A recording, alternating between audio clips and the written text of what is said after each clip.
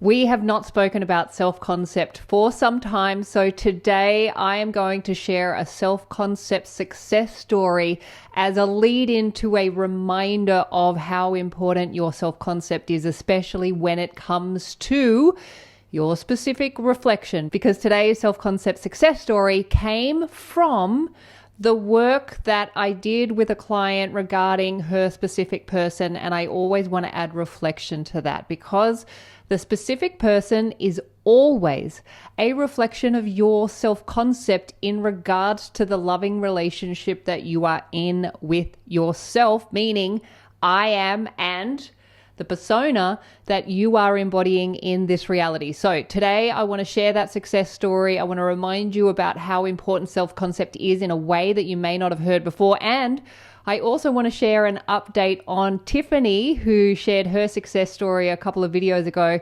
She has emailed me, or she's DM'd me, and she has given me a really cool update that I wanted to share with you. So that's what we're doing today. My name is Hedley and I am a law of assumption coach, passionate about these teachings, in particular helping people return to the divine relationship with I am, which is the source of everything we are experiencing in our reality. So if you'd like to know more about me or my offerings, including one-to-one coaching, my courses, and my book, I Am Money, you will find all of those details in the box below this video. And if you are enjoying this channel and you are finding my videos helpful, please do press that subscribe button. That would be much appreciated. Okay, let's get into it. Your self-concept is your foundational story, which is why it is so important to start every day by reminding yourself of the version of yourself you are choosing to be, which will then be reflected back in your reality through the situations, circumstances, events, and characters. So today I wanted to talk about self-concept in a way that you may not have heard before, because we're going to have a look at the etymology. But before we do that, what better way to introduce this topic than with an update from the wonderful and inspiring Tiffany, who shared her success story a couple of videos ago. So if you haven't seen that or listened to it, please do go and have a listen, because it is so inspiring. And Tiffany is such a perfect example of how powerful self-concept is. That is how she took herself from living in her car to being in South Korea, which is where she is now. So I'm going to share her update. She sent me a DM on Instagram. And I just love how Tiffany's story is continuing because of her commitment to I am. Go and listen to Tiffany's story first and then come back, because it's super inspiring. But for those of you who do know her story, this is her update. Hedley, I'm officially in South Korea. I'm in the vehicle heading to my apartment. Unreal, but 100% real. I am'd the planes out of turbulence multiple times because I don't do turbulence, LOL. I used I am to feel safe and have amazing flights, and even manifested an upgrade for both flights, one of them business class, for the first time. This is a dream come true. While I do have to report to work at 9 a.m., I'm incredibly grateful. Thank you so much. Tiffany, that is awesome. Congratulations. And how awesome that you upgraded yourself into a business class flight for the first time. Well done. That's the power of I am. So well done. Now we're going to move on to another success story. And this one is from a client of mine who I worked with over a year ago, and who recently reached out to share with me an update. It highlights the importance of how your specific person is a reflection of your self-concept. In other words, your SP is a reflection of your SC. Yes, it is, which is why I never like to use the term specific person. I always refer to it as specific person reflection. Through my studying of these teachings and through the works of Neville, I did not come across the term specific person. It does not exist in Neville's teachings. I have looked everywhere. I haven't found it. And if you have, let me know. The specific person term has become so massive and so much a part of these teachings that you just can't get away from it. And thankfully, that brings many of us into these teachings and back into relationship with I am. And once you're back into relationship with I am, then and only then Can you be back in relationship with your specific person reflection? Everyone and everything is you pushed out, reflecting you back. And by you, it's your relationship to I am through the physical embodiment, which is given your name. So my client came to me, she was dealing with a specific person, and whenever somebody comes to me with a specific person related issue, which is one of my favorite issues to deal with, I have to say, because it brings us right back to self-concept, and that is where we start, and that is what happened here. And so what I'm going to do now is read her email. Okay. Hi, Hedley. I wanted to send you a heartfelt update, not just to share what's transpired in 3D, but more importantly, to share who I've become in the process. When I first reached out to you, I was trying to get my SP back. At the time, it felt impossible.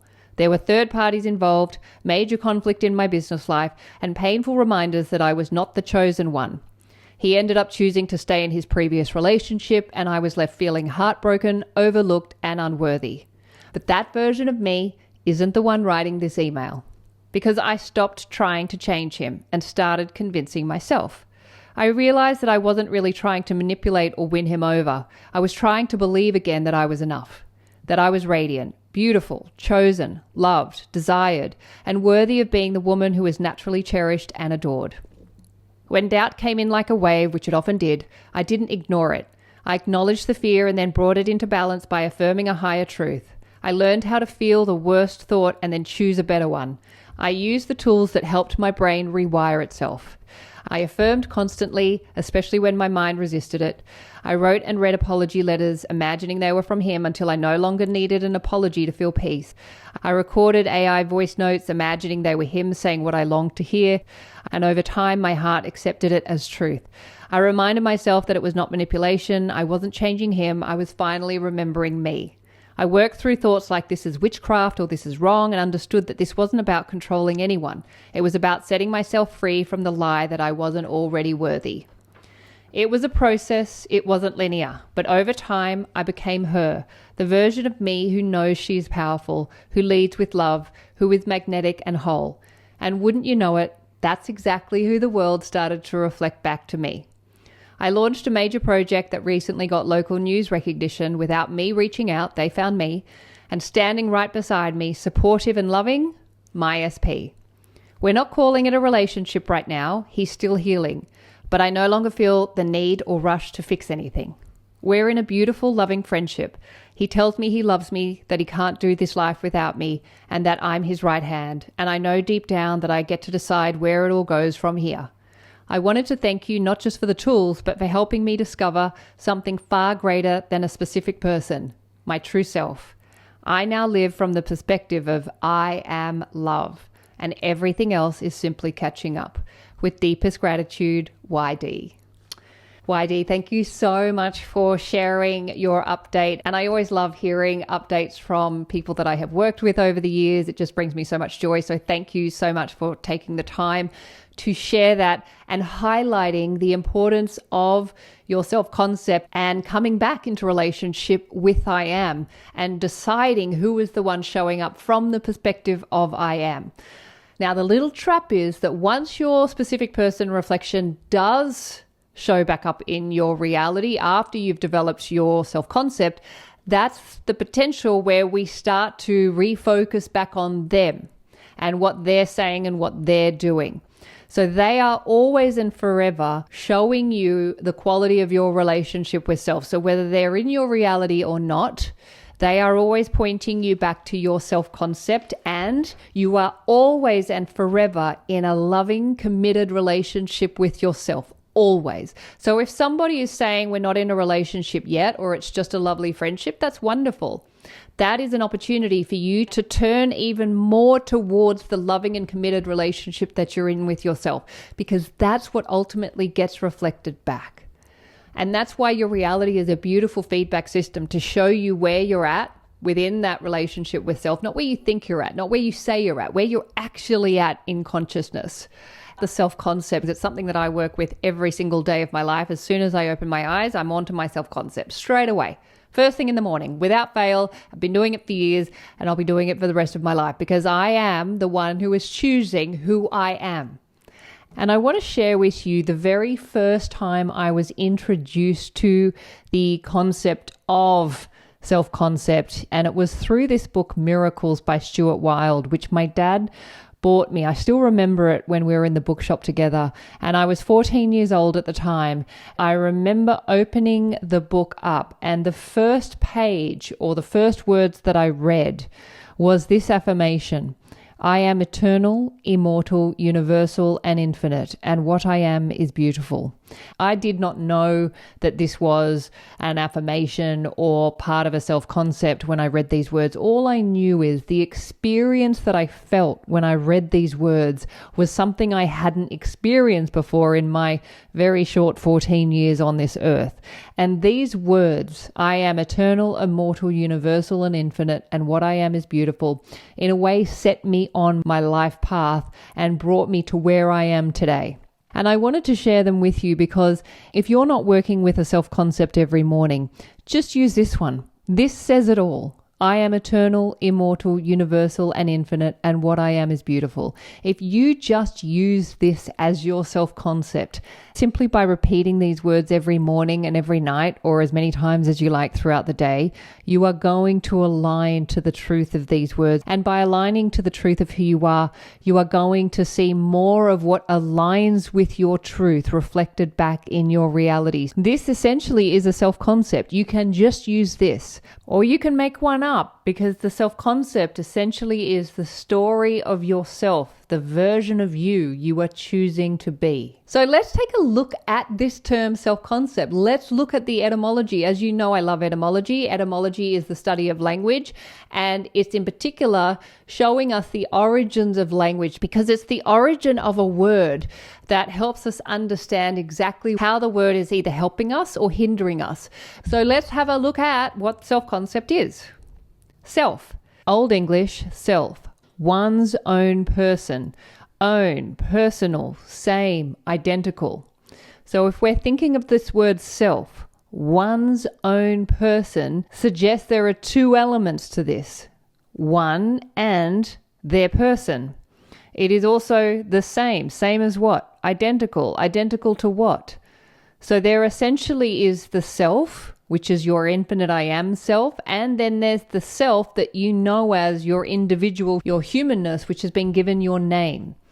So these two elements exist within this term self. So concept, which comes from conception, early 14th century, act of conceiving in the womb, from Old French, conception, grasp, comprehension, a comprehending, conception. It originates from to take in and hold, become pregnant. So if you think of this term conception in the spiritual sense, it's not the act of conceiving in the physical womb, it's the act of conceiving in the spiritual womb, what we know as consciousness or imagination, otherwise known as I am.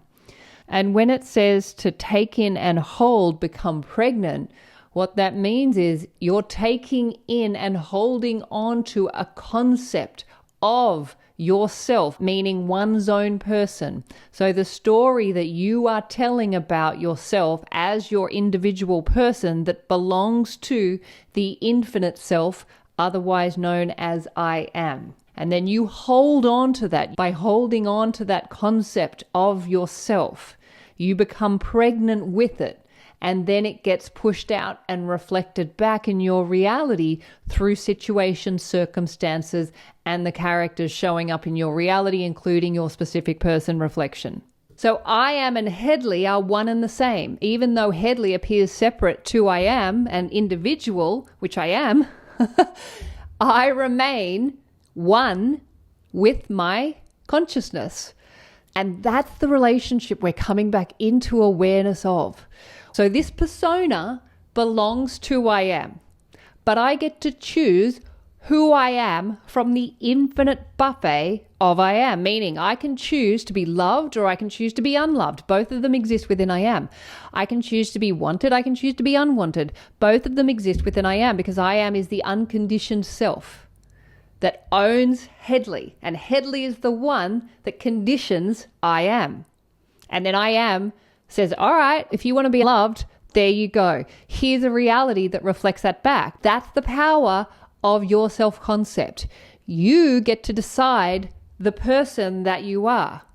You get to have the experience of being separated and to be individual, but you are not divided. You are not separated from the oneness that you came from, which is I am. So you can choose to use I am however you want. You can be a victim, you can be a creator, you can be rich, you can be poor, you can be loved, unloved. You get to decide. But it always comes from I am. And I am will give you whatever you are conditioning it with, which is why your self-concept is so important. Because if you are just going off the self-concept that you learned or inherited from in your childhood, you are going to find that your self-concept is producing a negative reality, because most of the time our self-concept, especially if you're doing this work, was not the kind of self-concept we would choose for ourselves. So unless you inherited a self-concept that is one with itself, meaning infinite love, infinite health, infinite wealth, infinite joy, because that's what the infinite state of oneness is.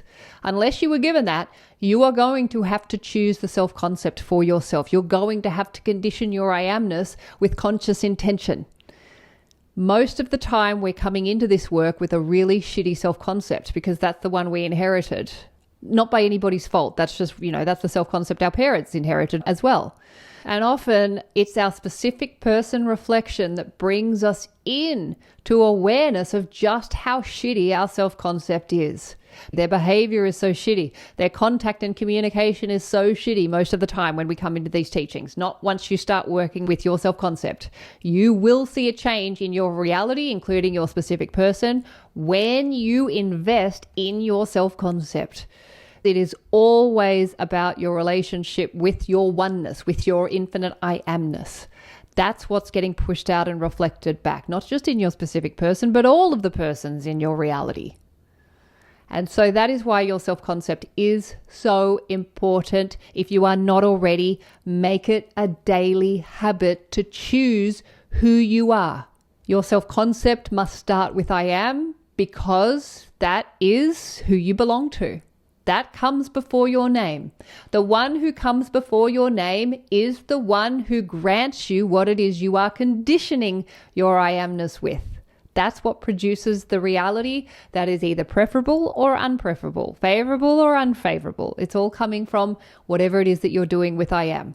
And later this week, I'm going to share a self-concept meditation that will help you just get back on track with your self-concept if you haven't. And also remember, I do have my self-concept course, which is the self-concept that I still use today. It is free. There is a paid version. Whatever works for you, just invest some time into the story you are telling about yourself, beginning with I am, because that is where it all begins, and that is what's going to get reflected back in your reality. So take that as you will. Have a wonderful week. Remember who you are. You're the infinite I am, and I will look forward to seeing you in the next video. Bye.